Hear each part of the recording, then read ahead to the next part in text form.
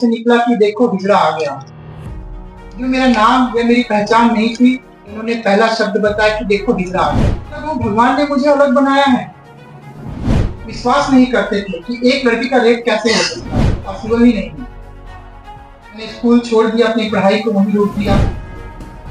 उसके बाद मैं सुसाइड करने गई। वो तुम्हारे लिए अच्छा है, या तो तुम्हारा नाचने का काम है या तो भीख मांगना काम है। अपना मकान नहीं है, आज हम कहाँ जाएं? हम मकान के लिए कोई फॉर्म भरते हैं तो वो फॉर्म में पैसे पे करने पड़ते जो कम्युनिटी दे नहीं सकती। वेलफेयर बोर्ड इसलिए बनाना चाहते हैं कि कम्युनिटी को जो भी सुविधाएं आम जनता को मिलती है वेलफेयर बोर्ड के माध्यम से हमें भी मिलती। झारखंड की राजधानी रांची के रिनपास कांके में ट्रांसजेंडर वेलफेयर बोर्ड को लेकर एक आवश्यक बैठक का आयोजन किया गया। ट्रांसजेंडर की समस्याओं पर विशेषज्ञों ने इस पर चर्चा की। मौके पर बोलते हुए विशेषज्ञों ने कहा कि किन्नर के लिए न रोजगार, आवास, स्वास्थ्य की व्यवस्था सरकार ने की है। समय समय पर दुनिया भर के अलग अलग मंचों से मानव अधिकार उल्लंघन और ट्रांसजेंडर के बदतर स्थिति पर चर्चा की जाती रही है। फिर भी ट्रांसजेंडर की मूलभूत सुविधाओं से हमेशा वंचित रखा गया और साथ ही उन्हें समाज की प्रताड़ना से भी पीड़ित होना पड़ता है। मौके पर बोलते हुए किन्नर अमरजीत ने कहा कि हमारे जीवन ने हमें बहुत कुछ सिखा दिया है। रिनपास के किन्नर की मेंटल हेल्थ के लिए बहुत साथ दिया, जिससे कि हमें ताकत मिला है और हम समाज में रहकर सकने योग्य बनाया। उन्होंने ट्रांसजेंडर के कल्याण के लिए ट्रांसजेंडर वेलफेयर बोर्ड का जल्द गठन करने की झारखंड सरकार से मांग की है। चीजें एकदम बदल गई, मानो पूरी लाइफ ही मेरी बदल गई। तो पहला कदम जब मैंने हाई स्कूल में रखा, तब उन्होंने एहसास दिलाया कि मैं अमरजीत नहीं हूँ, क्योंकि पहला एक शब्द उनके मुंह से निकला कि देखो हिजड़ा आ गया। जो मेरा नाम या मेरी पहचान नहीं थी, उन्होंने पहला शब्द बताया कि देखो हिजड़ा आ गया। तो उसमें पता नहीं क्यों ऐसा लगा कि मैं लोगों से अलग हूँ, भगवान ने मुझे अलग बनाया है। मेरे जैसा कोई नहीं था। लड़कों के साथ मजबूरन बैठना पड़ता था और बहुत सारी चीजें होती थी। कई बार वॉशरूम में भी वो बहुत सारी गलत हरकतें कर देते थे। जब मैं लोगों को बताती थी ना, तो लोग विश्वास नहीं करते थे कि एक लड़की का रेप कैसे हो सकता है, ये तो पॉसिबल ही नहीं है। मैंने स्कूल छोड़ दिया, अपनी पढ़ाई को वहीं रोक दिया। उसके बाद मैं सुसाइड करने गई कि नहीं, कुछ नहीं बचा है जीवन में, मर ही जाना चाहिए। कुएं में कूदने के लिए गई तो सामने एक पेड़ था जो कट कर भी पनप रहा था। उस पेड़ को जब मैंने देखा कि वो कट के जब पनप सकता है, मैं तो मनुष्य हूँ जिसको ईश्वर ने बनाया है, तो मैं क्यों नहीं बढ़ सकती? फिर मैंने अपनी लाइफ को वहां से चेंज किया, अपनी ऑर्गेनाइजेशन बनाई, अपने लोगों के लिए काम करना शुरू किया। काम करना आसान नहीं था, क्योंकि समाज में मेरी जो पहचान थी, उस पहचान को बनाना ही बहुत मुश्किल था। आज इतने सारे राइट्स आ गए हैं तो लोग आगे आ रहे हैं। जब हम यंग थे, जब अपने अधिकारों के लड़ रहे थे, तब कोई नहीं था। सबको यही लगता था कि हम मांगने वाले हैं सड़कों पे, ट्रेनों पे। उनको ऐसा, अगर हम काम मांगे जाते तो लोग बोलते ट्रेन मांगना छोड़कर तुम यहाँ आ गए हो, ट्रेन मांगो वो तुम्हारे लिए अच्छा है, या तो तुम्हारा नाचने का काम है या तो भीख मांगना काम है। लोगों को यही लगता था, लेकिन वो बदलाव हमने आज लाया। और आज मैं थैंक्स कहती हूँ रिनपास का, मनीषा मैम का, संगीता मैम का, जिन्होंने इतना अच्छा अवसर हमें दिया। पहली शुरुआत एडवोकेसी की हमारी इस जगह से हुई। आज ये जगह बहुत सुंदर और बहुत बदल गई है। वो एहसास जो है उस वक्त हुआ कि नहीं, लोग हमारे साथ हैं। कई जगह हम कमजोर पड़ते थे, लोग जुड़ते ही जाने लगी। फिर इस बीच सोनल तिवारी जी से हमारी मुलाकात हुई कोविड के टाइम पे। उनसे भी हमें काफी सपोर्ट मिला, हमारे समाज को। आज भी उनकी वजह से हमें एक सहयोग मिल रहा है। वेलफेयर बोर्ड बनने जा रहा है हमारे लिए। अनिमा मैम का भी बहुत धन्यवाद। कभी भी किसी ट्रांसजेंडर को हेल्थ की कोई सुविधा लेनी पड़ती है तो मैम सारे डिस्ट्रिक्ट में वो सुविधाएं उपलब्ध करवाती है। आज भी मैं जब सड़क पे निकलती हूँ ना, तो लोगों को ये लगता है मैं मंगल ग्रह से आ गई हूँ। लोग अजीब से नजरें देखेंगे, एक दूसरे के कान फुस करेंगे कि अरे देखो ना, वो आ गई है, वो आ गई है। मतलब ऐसा लगता है कि मैं दुनिया से ही नहीं हूँ, ऊपर से उतरी कोई रूल परी हूँ। कभी तो ये भी फील होता है कि यार लोग मेरे को देख रहे हैं तो ज्यादा सुंदर लग रही है। तो कभी तो अच्छा भी लगता है, कभी तो खराब भी लगता है, कभी बहुत अच्छे अच्छे कमेंट भी सुनने को मिलते हैं, और कभी तो देखो हिजड़ा जा रहा है और देखो छक्का जा रहा है, तो लगता है इतना तिरस्कार। लेकिन एक बात मैं जानती हूँ, जहाँ तिरस्कार जिसको मिलता है वो इंसान आगे जाता है, क्योंकि जिस पेड़ पर फल लगते हैं उस पे लोग पत्थर मारते हैं। तो ये चीज मैंने जाना, तब से मैंने अपने कदम को बढ़ाया। आज मेरे गुरु भाई लोग यहाँ बैठे, उनका प्रोत्साहन है बधाई मांगना, वो बधाई में जाते हैं। उसका कारण वो नहीं या सोसाइटी नहीं है, तो उसका कहीं के कारण हम खुद भी हो जाते हैं, क्योंकि हम कमजोर बन जाते हैं। मैं पहले हमेशा दोष सोसाइटी को देती थी, सोसाइटी ऐसा करती है, सोसाइटी ऐसा करती है, लेकिन तब मैंने समझा कहीं गलती हमारी है, क्योंकि सोसाइटी को हमने कभी जवाब ही नहीं दिया। परिवार ने तिरस्कार किया, घर से हम निकल गए, भाई बहन ने कुछ बोला, उनको हमने छोड़ दिया, उन्होंने कहा प्रॉपर्टी नहीं देंगे, वहां हम चुपचाप हो गए, समाज ने कुछ बोला वहां शांत हो गए।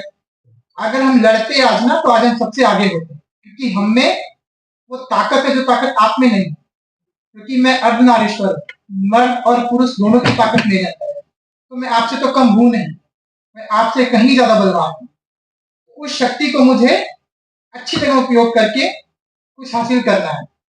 आज मेरी कुछ बहनें यहाँ बैठी है, टाटा स्टील में एम्प्लॉय है, मैं खुद एक एम्प्लॉय है।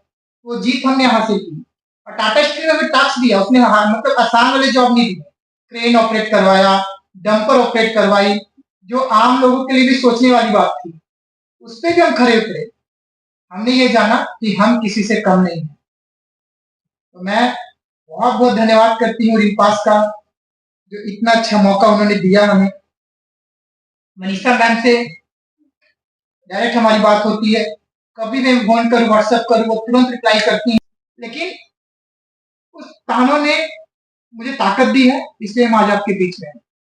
और मुझे गर्व फील होता है कि मैं ट्रांसजेंडर, मुझे कोई शर्म नहीं है।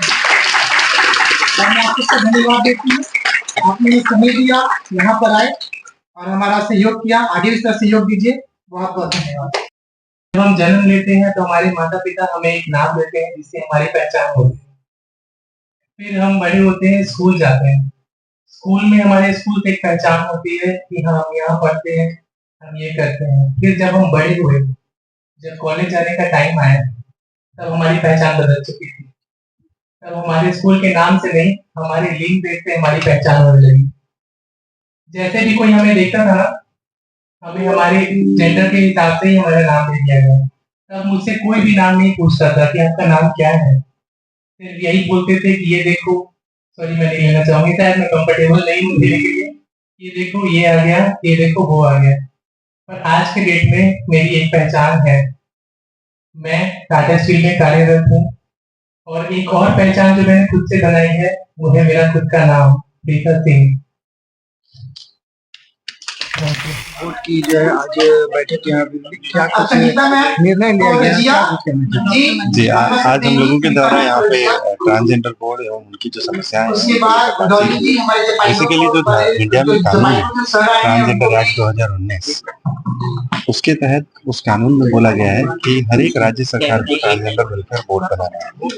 अगर आप 12 राज्य जो भारत में है उन लोगों के द्वारा बनाया गया है, अभी झारखंड में अभी तक नहीं बना है, उसी में हम लोगों ने झारखंड ट्रांसजेंडर एक बोर्ड ये बना के अमरजीत के नाम पे हम लोगों ने झारखंड हाईकोर्ट में केस किया था, जिसपे झारखंड हाईकोर्ट ने झारखंड सरकार को 15 दिन के भीतर ट्रांसजेंडर वेलफेयर बोर्ड बनाने का निर्देश दिया था। पर अभी तक झारखंड में ट्रांसजेंडर वेलफेयर बोर्ड का गठन नहीं किया गया है। ट्रांसजेंडर वेलफेयर बोर्ड इसलिए जरूरी है क्योंकि तब ट्रांसजेंडर की समस्याएं सरकार के द्वारा हर एक अलग अलग जो डिपार्टमेंट है उसके समक्ष रखी जाएगी और उन सब सारे समस्याओं पे निर्णय लिया जा सकेगा।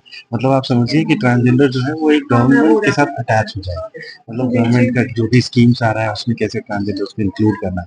मान लीजिए कि आप अगर राशन कार्ड देखते हो तो उसमें पहले ट्रांसजेंडर का कॉलम नहीं होता था, FIR में ट्रांसजेंडर्स का कॉलम नहीं होता था, पेंशन है, आवास है, उन सब चीजों जगहों पर ट्रांसजेंडर को इंक्लूड करने के लिए जो बोर्ड बनेगा वो बाकी इन सब मुद्दों पे अपना निर्णय ले सके। सर अपना पूरा परिचय।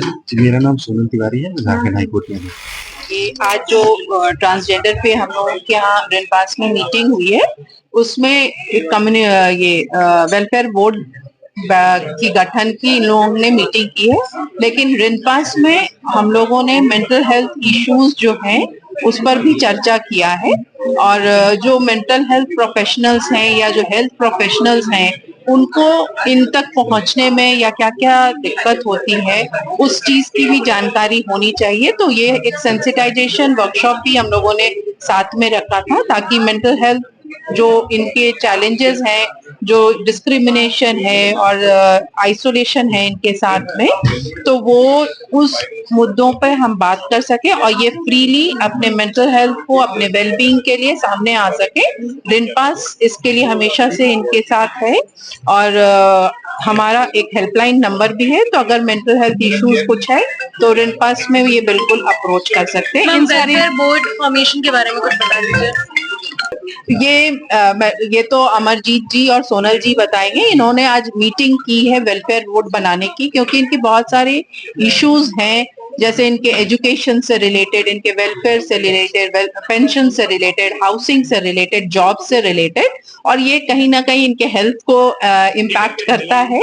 तो ये आज एक बैठक इन्होंने बुलाई थी यहाँ पे, और उसके आगे का ये जो है अपने प्रपोजल्स जो है गवर्नमेंट में देंगी और इस पर अग्रतर कार्रवाई करेंगी। इसी पर इन्होंने चर्चा 2014 में कि सभी राज्य सरकारों को इसको बनाना है। आज झारखंड में 10 साल पूरे हो गए हैं, अभी तक वेलफेयर बोर्ड नहीं बन पाया। हम सरकारों के पास जाते, सरकार एक दूसरे पे दोष लगाती है, जेएमएम बोलती बीजेपी की सरकार तो उसने नहीं बनाया, बीजेपी बोलती है कांग्रेस की सरकार उसने नहीं बनाया। तो हम किसी पे दोष नहीं करते, या दोष तो गवर्नमेंट पे ही है देखा जाए तो, क्योंकि अभी तक वेलफेयर बोर्ड नहीं बन पाया है। हमने पीआईएल डाली, बार बार क्या है कि वो डेट आगे बढ़ाते जा रहे हैं, कब वो डेट आएगी हमें पता नहीं। अभी जैसे आचार संहिता लगी हुई थी, कुछ दिन हुआ आचार संहिता हटी है, फिर कुछ दिन आचार संहिता लग जाएगी। तो जब वेलफेयर बोर्ड नहीं बनेगा तब तक हम सभी अधिकारों से वंचित रहेंगे। आज देखिए ट्रांसजेंडर कम्युनिटी के पास अपना मकान नहीं है, आज हम कहाँ जाएं? हम मकान के लिए कोई फॉर्म भरते हैं तो वो फॉर्म में पैसे पे करने पड़ते जो कम्युनिटी दे नहीं सकती। उसके बाद आप देखेंगे कि हमारे लिए स्वास्थ्य की कोई सुविधा नहीं है।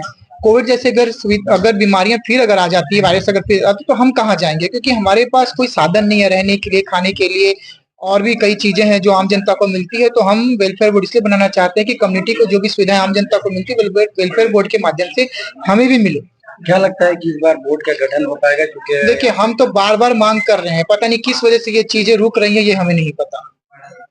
हम अमरजीत सिंह, मैं उत्थान संस्था की सचिव।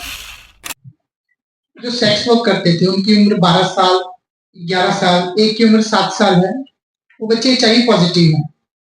सोचिए 7 साल का बच्चा HIV पॉजिटिव, परिवार ने घर से निकाल दिया, कोई अपना है नहीं, उसकी स्थिति अभी ऐसी हो गई है कि शायद कुछ दिन की मेहमान है। हमारे 2-3 बच्चे मर भी गए HIV पॉजिटिव होने के कारण, क्योंकि सरकारों का ध्यान नहीं है, हमारे लिए कोई शेल्टर होम नहीं है, कोई डॉक्टर हमारी नहीं सुनता। अगर हम कहीं उपचार किए जाते हैं तो कोई हमें देखता नहीं है, क्योंकि आप जानते हैं गवर्नमेंट के सेक्टर में किस तरह से उपचार होते हैं।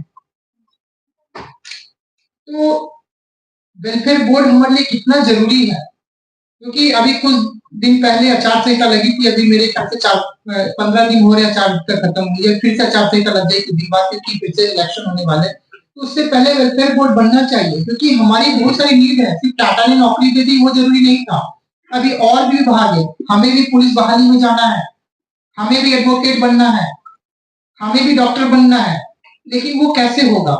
जब तक आप सब हमारा साथ नहीं देंगे तब तक हम कुछ नहीं कर सकते, क्योंकि हम एक पिलर कुछ नहीं कर पाएंगे। 4 पिलर खड़े नहीं होंगे ना, तो हम वो मजबूती अपने आप में नहीं लेकर के आ पाएंगे। तो मैं एडवोकेट सोनल सर से इस विषय में बात करना चाहूंगी, और हमारे समुदाय के लोग जो प्रश्न है सर से कर सकते हैं, क्योंकि आपकी नीड है। आप हमेशा मुझसे बात करते हैं कि हमें घर चाहिए, हमें पेंशन चाहिए, पेंशन की जो बात हुई अभी तक पेंशन मिल नहीं रहा है, या ओबीसी की बात जो सर ने बताई,